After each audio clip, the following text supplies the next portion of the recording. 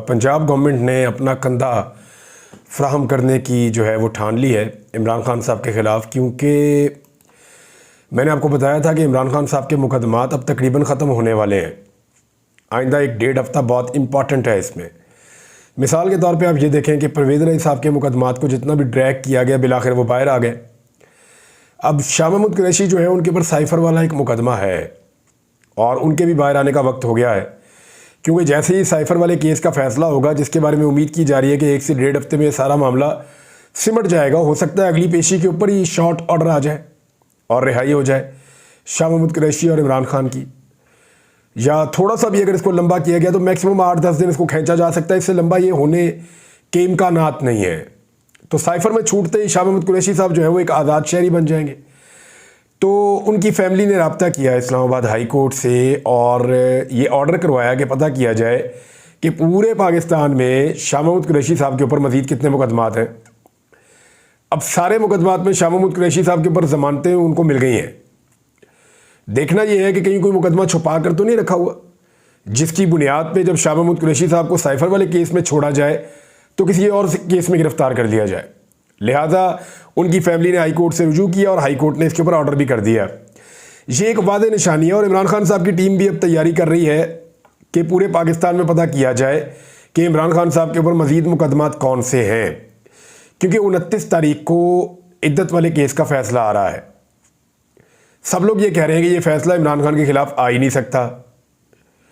दूसरा जो है वो साइफ़र वाला केस भी लगा हुआ है, उससे एक दिन पहले 28 तारीख को, तो उसके भी उड़ने के इम्कान आते हैं। तो इमरान खान साहब फिर एक फ्री आज़ाद शहरी होंगे।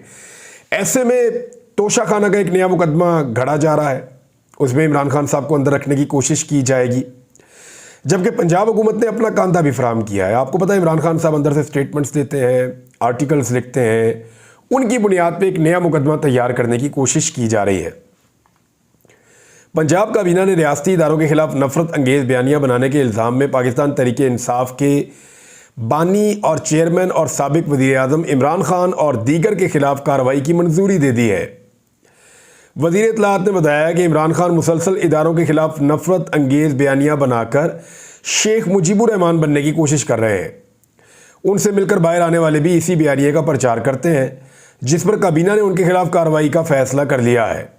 हंगामी प्रेस कॉन्फ्रेंस में बताया कि हमारे लिए सबसे पहले पाकिस्तान है, अगर हम में से कोई नहीं होगा तो कोई फ़र्क नहीं पड़ेगा।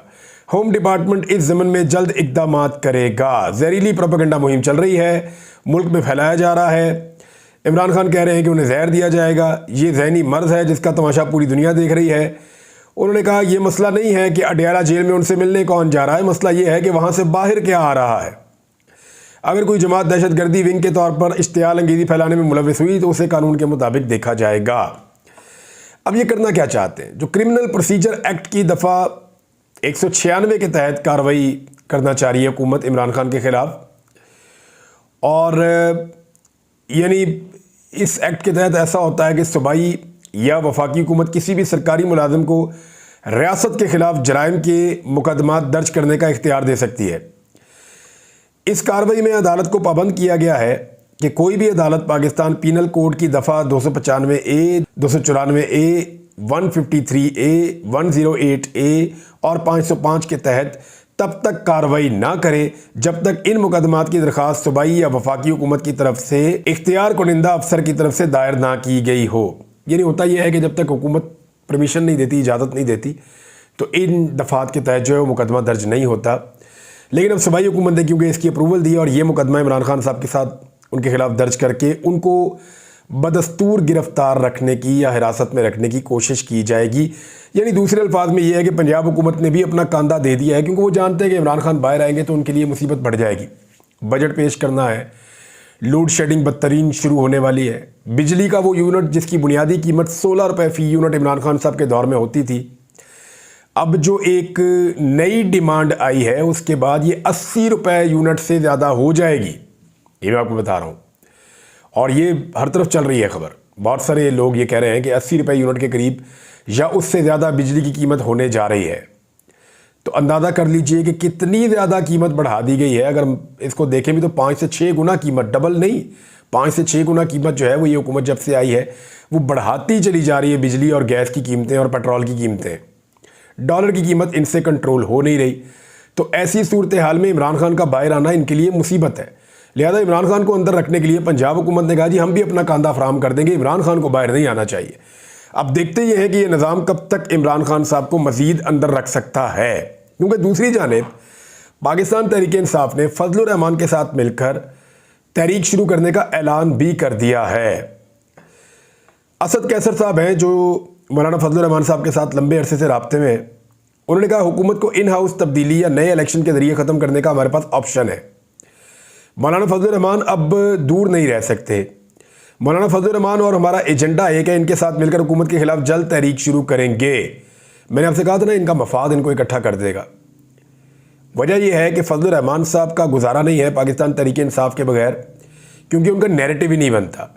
और तहरीक इंसाफ को इतनी मार पड़ती है जब वो अकेले निकलते हैं, तो उनको बाकी पॉलिटिकल पार्टीज़ का साथ चाहिए ताकि उनके कवर के अंदर वो अपनी मैक्सिमम पावर को बाहर सड़कों पर ला सकें या एहतजाज कर सकें।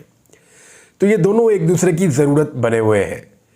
और एक सवाल पर उनका कहना था कि एस्टेब्लिशमेंट से माफ़ी का कोई तसव्वुर भी नहीं है, इदारे का माफ़ी का मुतालबा गैर आईनी है, इदारे को इस तरह सरेआम बात नहीं करनी चाहिए थी, ये गैर आईनी मुतालबा है। ये भी असद कैसर साहब ने कहा। उन्होंने कहा मेरे अल्फाज नोट कर लें, नून लीग मज़ीद हुकूमत में रही तो इसकी हैसियत मुस्लिम लीग काफ से भी कम हो जाएगी। नवाज शरीफ देख रहे हैं कि इनकी पार्टी ख़त्म हो रही है। शहबाज शरीफ को मालूम है कि वो इनका भाई और भतीजी इंतखाबात हार चुके हैं, जबकि मरीम नवाज शरीफ जो है वो नाजायज़ वज़ीर आला पंजाब है। और हद तक इज़्ज़त के कानून पे भी उन्होंने बात की। लेकिन एक चीज़, एमरजेंसी का जिक्र हो रहा है बार बार। नजम सेठी साहब ने भी ये कहा कि अगर ये सारे फरीकैन जिनमें वो अदलिया को भी गिन रहे थे, पाकिस्तान तहरीक इंसाफ इमरान खान को भी गिन रहे थे, एस्टेब्लिशमेंट को भी, वो कहते अगर ये पीछे ना हटे ना तो फिर एस्टेब्लिशमेंट के पास एमरजेंसी लगवाने के अलावा कोई और रास्ता नहीं रहेगा। लेकिन सवाल ये है कि एमरजेंसी लगती कैसे है। ये थोड़े दिन पहले भी मैंने आपसे बात की थी कि मैं आपको इसके बारे में बताऊंगा। एमरजेंसी मार्शल लॉ ये कैसे लग सकता है और क्या ये पाकिस्तान में चल सकता है, ये सबसे बड़ा सवाल है। पाकिस्तान में जो इस वक्त सिचुएशन है, ये नॉर्मली एमरजेंसी में या मार्शल लॉ में ऐसी सूरत हाल होती है जो पाकिस्तान तहरीक इंसाफ ने फेस किया या पाकिस्तानियों ने फेस किया। मैक्सिमम ब्रूटैलिटीज़ जो किसी डिक्टेटर के दौर में होती हैं वो हमने इस दौर में देखी हैं पिछले 2 साल में। तो इसका मतलब है कि एमरजेंसी लगा भी ली गई तो इससे ज़्यादा जुल्म तो हो नहीं सकता जितना हो रहा है। इसके आगे तो बिल्कुल ही अंधेरा है ना, रोशनी बिल्कुल ख़त्म हो जाएगी। तो जो कुछ भी एमरजेंसी में या मार्शल लॉ में किया जाता है वही चीज़ें अभी हो रही हैं। अभी भी एक शायर गायब है, 11वां दिन हो गया, अभी तक नहीं मिला वो। तो आप इस बात पे आ जाए कि एमरजेंसी लगती कैसे। आइन के आर्टिकल 232 से लेकर 235 तक ये एमरजेंसी से मुताल्लिक है।